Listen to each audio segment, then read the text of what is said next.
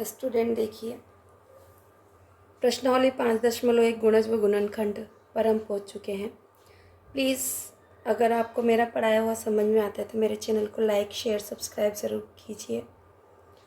इससे मेरा हौसला बढ़ेगा और मैं आपके लिए और ज़्यादा मेहनत जितनी मुझसे हो रही है उतनी मैं कर रही हूँ और आगे करती रहूँगी। Please thank you for watching my channel. तो देखिए, दी गई संख्याओं के 4 गुणज लिखिए। तो 4 का गुणज लिखेंगे आप। 1 चौक 4, 2 चौक 8, 3 चौक 12, 4 चौक 16। आप चाहें तो 5 चौक 20 तक भी लिख सकते हैं।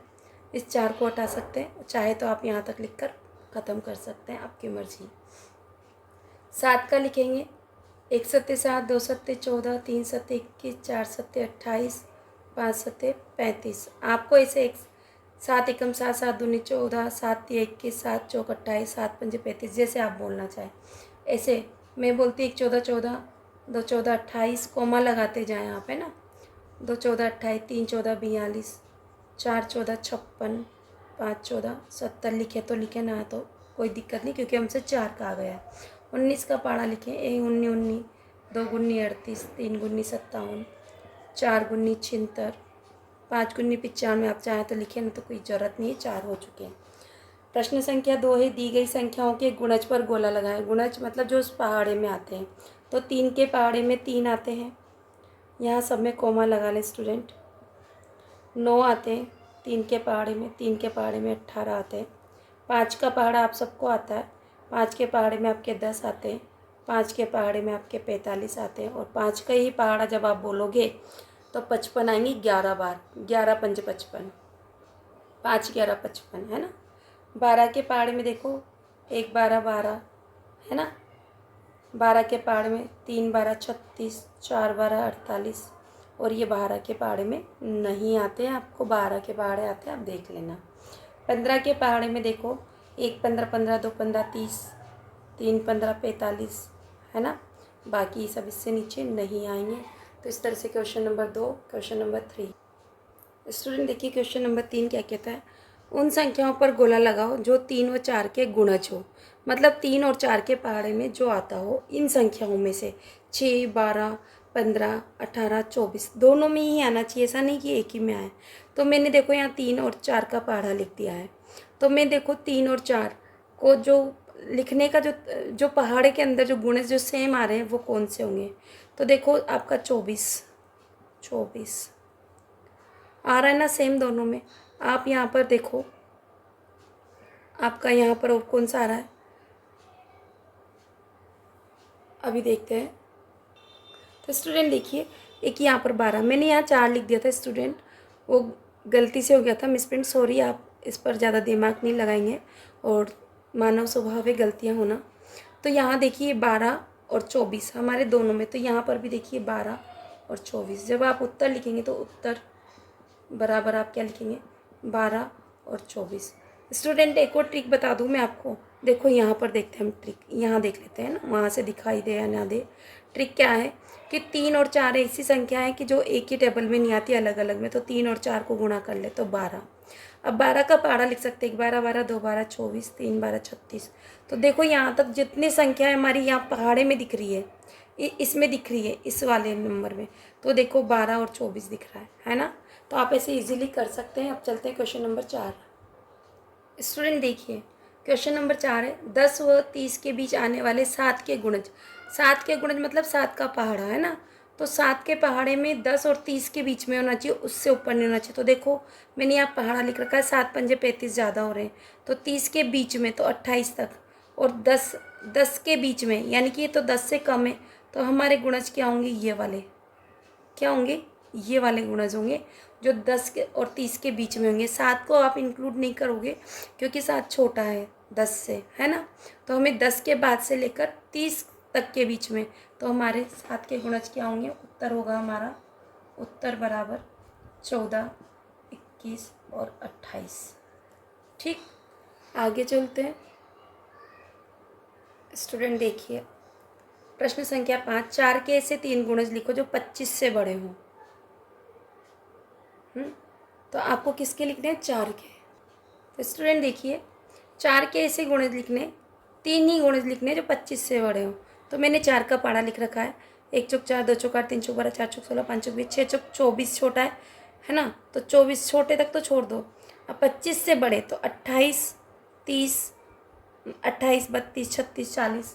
तो इस तरह से हमें कितने लिखने हैं, सिर्फ 3 ही लिखने हैं। तो आपके 3 यहाँ पर ही हो जाते हैं।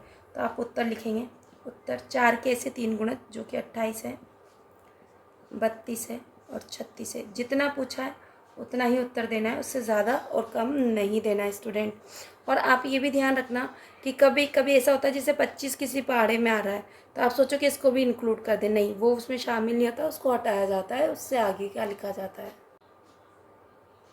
स्टूडेंट देखिए जो हमारा चल रहा है वो क्वेश्चन देखिए, प्रश्न संख्या 6, 2 और 5 का सबसे छोटा व समान गुणज लिखें।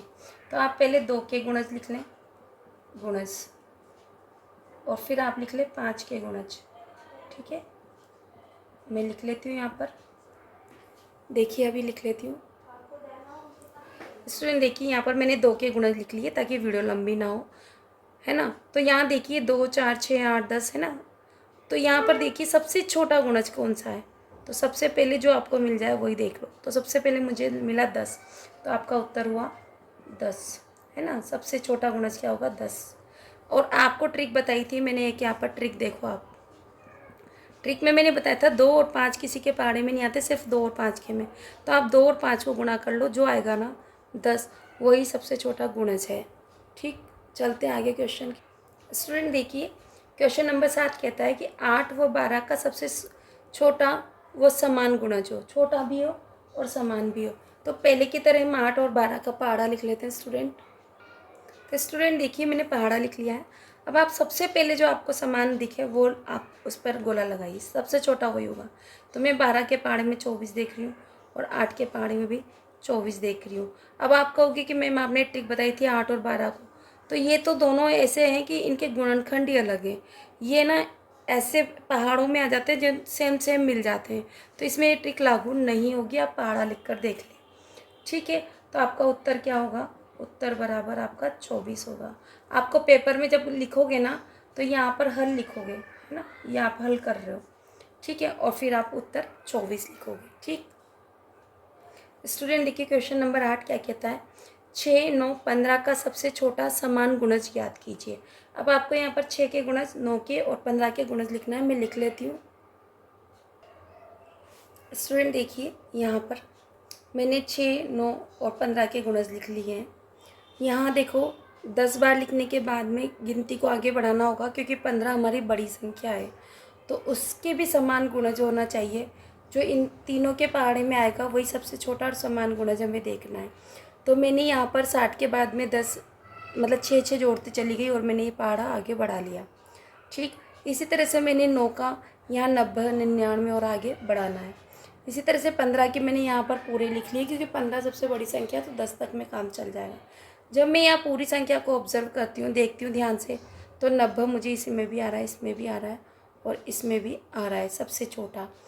तो ऐसा देखो, अगर 45 देखो तो 45 2 में तो आ रहा है, पर यहाँ 42 के बाद 48 आ रहा है, तो नहीं है। तो आपका उत्तर क्या होगा, 90। तो उत्तर लिखने का तरीका होता है स्टूडेंट, उत्तर इस तरह से लिखना।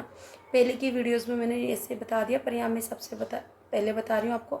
इस तरह से आपको पेपर में उत्तर लिखना है। उत्तर क्या लिखना है, 6, 9 व 15, जो प्रश्न है ना उसी का लिखना है ना। 15 का सबसे